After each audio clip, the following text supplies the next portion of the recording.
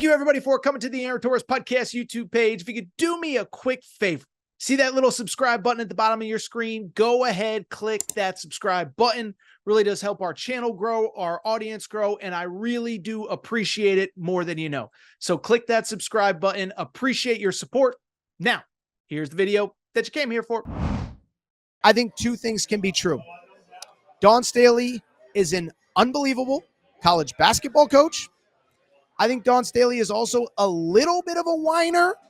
And I also think, I'll be real, I think she's a little bit of a sore loser as well. So let's go ahead and dive into it. South Carolina loses.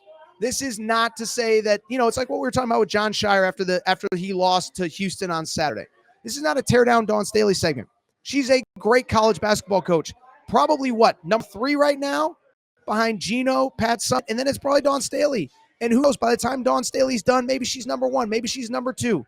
She's clearly got a bright future ahead of her. She's not going anywhere. She is a force in women's basketball.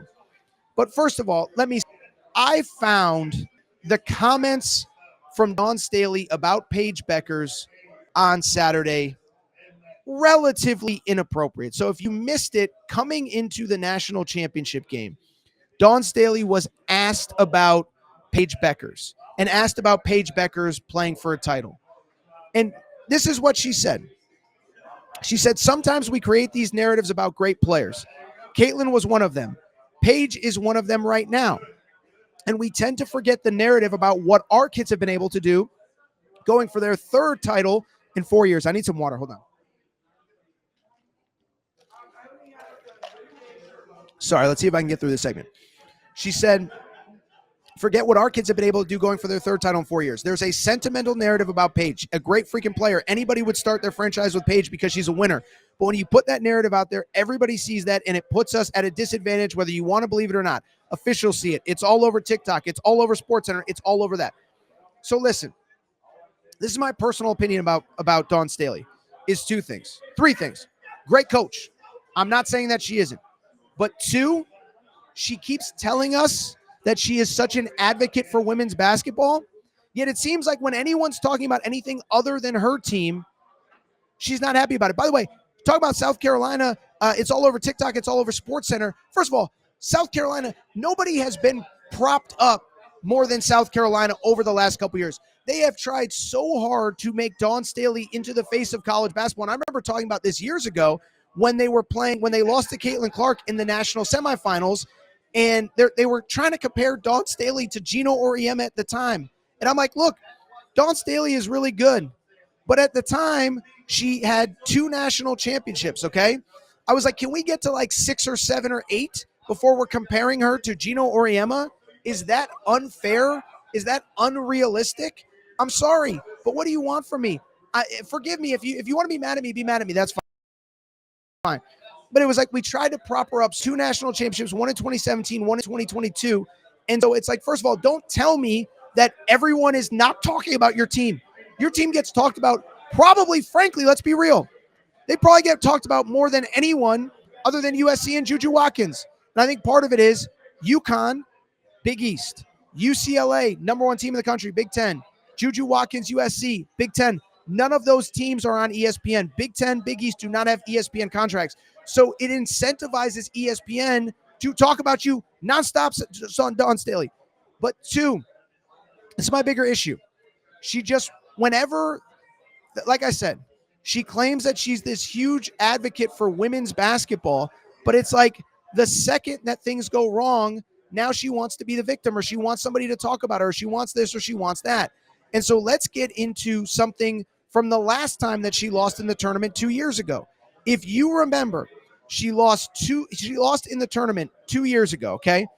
And all tournament long, she's gracious and she's happy and she's this and she's that. And then she goes to the podium, and instead of giving Caitlin Clark and South Carolina, or Caitlin Clark and Iowa any credit, this is what she does. She goes to the podium and she immediately starts criticizing the media who is covering her, okay?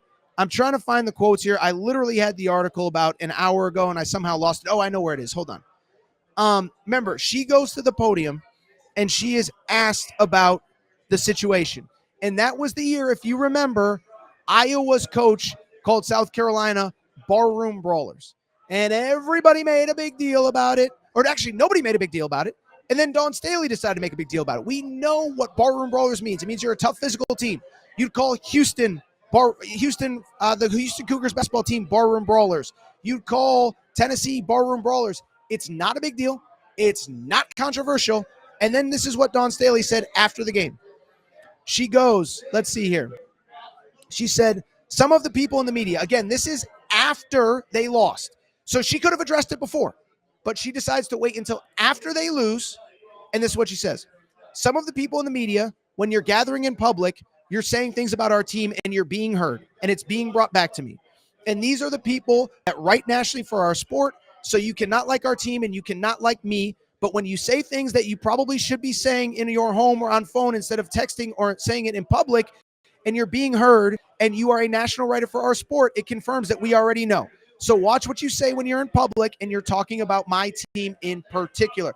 First of all, again, that easily could have been addressed at any point, but she decides to wait until after she loses. I need to be the victim. I need to feel sorry for me, blah, blah, blah. I'm sorry. Like, this was something that could have been addressed. Two, I'll add this. There's how many national media writers are there that cover women's basketball? It was clearly, if it happened, one of two people. So it's like, for me, just call them out by name. Yo, John Smith, I heard what you said. Yo, Billie Jean Johnson. Billie Jean Johnson. That sounds like a person. I don't know. Billie Jean Johnson, I heard what you said. Not appropriate. And so to me, again, I want to play the victim. And so, yeah, I put out a tweet, and I didn't regret it. I got a lot of flack for it, I'll tell you that much, but I didn't regret it. After the game, or during the game, when Dawn Staley had literally no answers for anything. And all she did was pace the sideline. F this, F that, da-da-da-da. She's screaming, F this, F that. By the way, Dan Hurley gets chastised for way less than that. Another conversation for another day. I said, not going to lie. Seeing Dawn Staley throw tantrums on the sidelines because for the first times in years, she doesn't have more talent than a more talented team is quite possibly the most beautiful thing these eyes have ever seen. Whoa, buddy. Did I piss some people off with it? Whatever. I actually am not. I don't take it back. I followed it up by saying a lot of people are not happy with the comment. Stand by it. I said, as I said yesterday, Dawn Staley is about growing women's basketball as long as we're talking about her. Her Paige Becker's comments yesterday said everything you need to know. And I'm sorry. It's the truth. Are you about growing the women's game or are you about growing your own brand? Are you about growing the women's game or are you about South Carolina? Are you about growing the women's game or are you about complaining when things go wrong? And so to me, I don't apologize because I stand by what I said. For the first time in a while, she hasn't had a more talented team, and she wasn't great. She's just pacing the sidelines, dropping F-bombs. And I don't care. I'm not Mr. Pearl Clutcher. But at the same time, if we want women's basketball to be covered in the manner that you guys all say you want it covered, well, guess what? I'm going to cover it. And I think she, again, great coach, but kind of a whiner when things don't go her way. I actually think that's actually the ultimate compliment that you can give anyone in women's sports. We're going to cover them the same way as the men. We yell and scream and complain and bitch and moan when Dan Hurley does all sorts of stuff. So we're going to do the same with Dawn Staley. Listen, that's it for women's basketball. Dawn Staley is a great coach. She is going to have many more championships. But there's one person in the media that's willing to criticize her. It's me. I don't care. I'm not going to apologize for it. By the way, I added this. Whatever. I'm not even going to keep going. Great coach. A little bit of a whiner when things don't go her way.